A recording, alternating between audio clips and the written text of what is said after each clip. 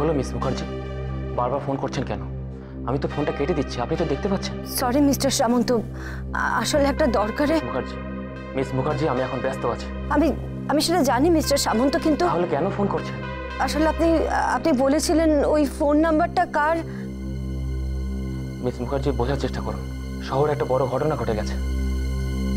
হ্যাঁ, একজন মিনিস্টারের উপর অ্যাটাক হয়ে গেছে, বুঝতে পারছেন তো? একটা মেজর ইস্যু। এই মুহূর্তে আপনার সাথে কোনো কথা বলতে পারবো না।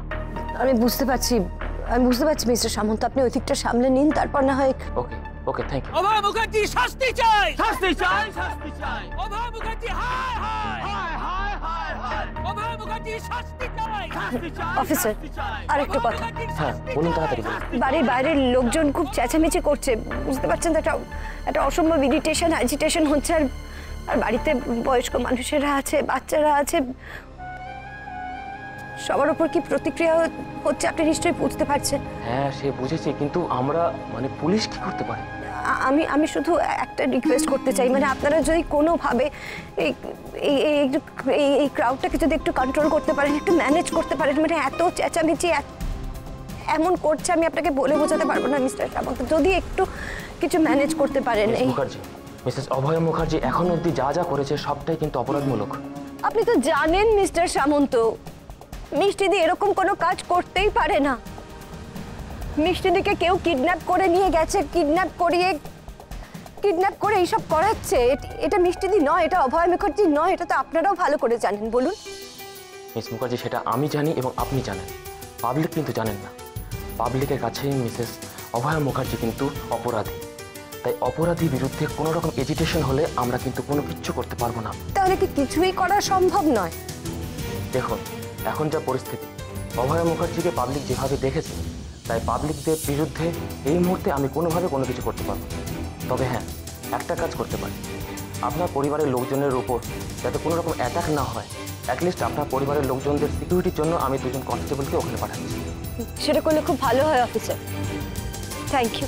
না সে ঠিক আছে। আর মিস্টার সামন্ত বলছি, ওই ফোন নাম্বারের ব্যাপারটা যদি প্লিজ একটু যদি দেখতে পারেন প্লিজ। হ্যাঁ সে ঠিক আছে, আমি দেখছি। এখানকার পরিস্থিতিটা একটু স্থির হোক, তারপর আমি দেখছি। আর আমি আপনাকে আজ ঠিক দুপুর নাগাদ কন্ট্যাক্ট করছি, ওকে? আপনি নিজে যদি একবার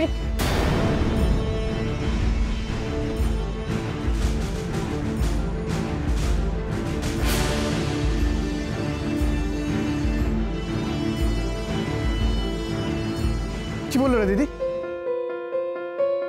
বাড়ির সবার জন্য পুলিশ প্রোটেকশন পাঠাচ্ছে। আর অভয়া, তার কোনো খবর পাওয়া গেল না? না, খোঁজ পাওয়া যায়নি এখনো।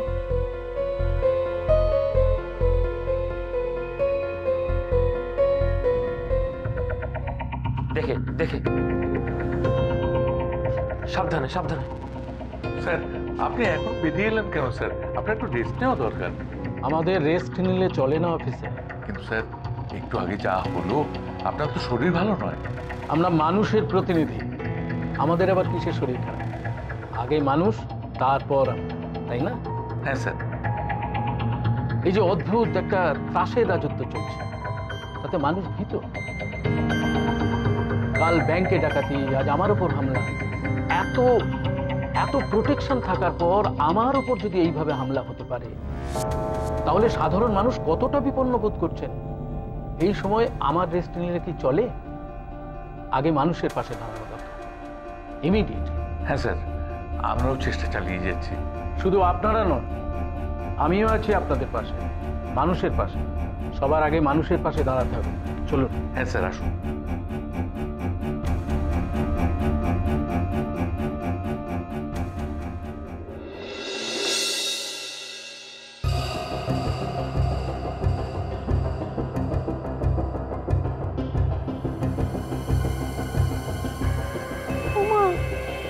ওই দেখুন পিসিমা, ওপর স্কুলের ড্রেস কেন পরেছো বাবু? তুমি তো আজ স্কুল যাবে না। না আমি স্কুল যাব। হ্যাঁ টোপর,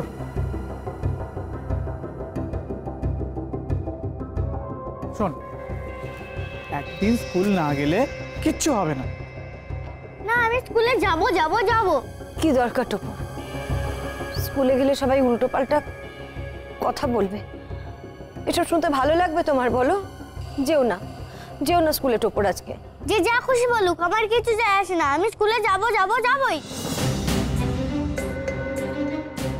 আজকে তো আমাকে স্কুলে যেতেই হবে, নয়তো ম্যাজিশিয়ান কাকুর কাছে আমি যেতে পারবো না।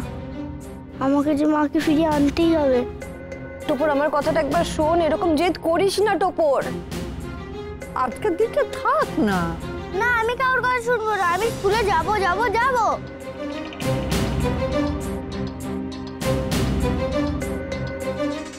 আমাকে ম্যাজিশিয়ান কাকুর কাছে যেতেই হবে, আমাকে মাকে ফিরিয়ে আনতেই হবে।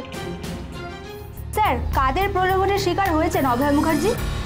দেশের শত্রুদের হাতে বিক্রি হয়ে গেছেন উনি।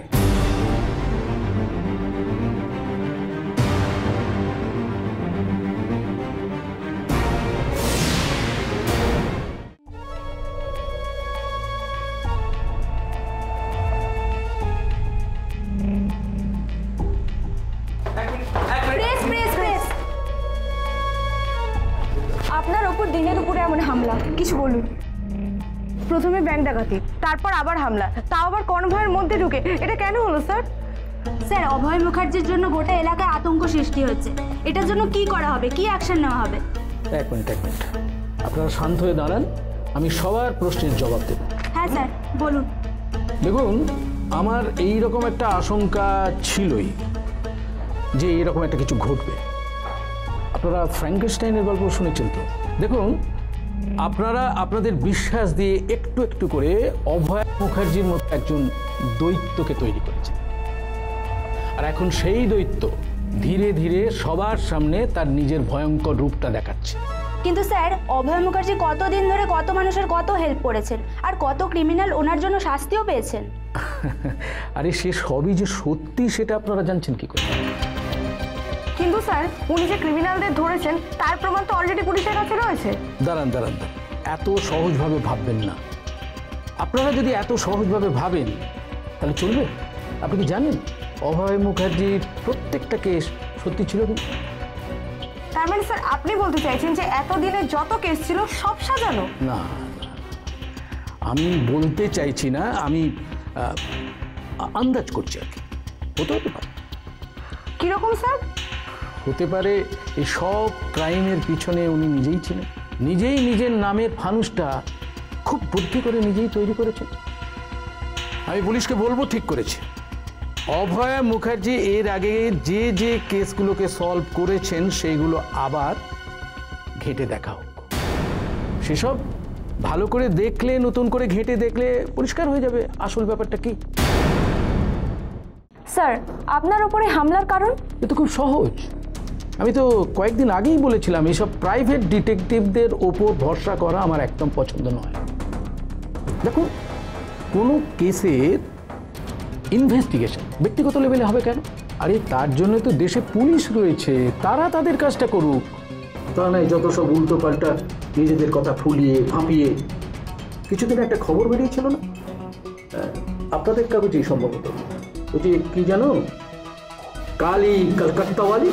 কিন্তু স্যার, প্রাইভেট ইনভেস্টিগেটরের আইডিয়া তো এই প্রথম নয়। ব্যোমকেশ বক্সিও তো প্রাইভেট ডিটেকটিভ ছিলেন, আর শার্লক হোমসও। শার্লক হোমস, ব্যোমকেশ বক্সি, এসব তো অনেক বড় ব্যাপার, সেগুলো আমি জানি।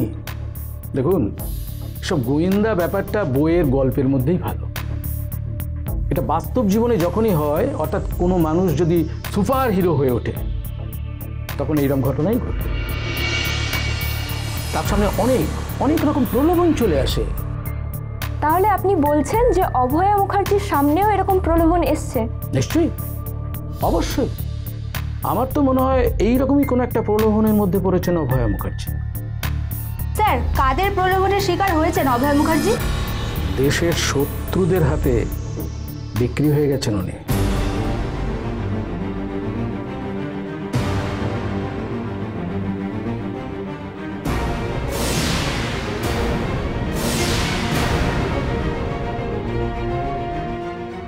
এখনো আপনারা জানেন না অভয়া মুখার্জি কোথায় আছে? আমার মেয়ে এখানে নেই। এরা সব জানে, হয়তো দেখুন কি এরা সবাই অভয়া মুখার্জির সাথে আছে। মার আমি এখন স্কুলে যাচ্ছি, ছুটির সময় তুমি এসে আমাকে নিয়ে যেও। बस बस बस ठीक আছে। कहीं धूप कहीं ছায়া, শিকার খুদ বাঘের ডেরাতে চলে আসছে।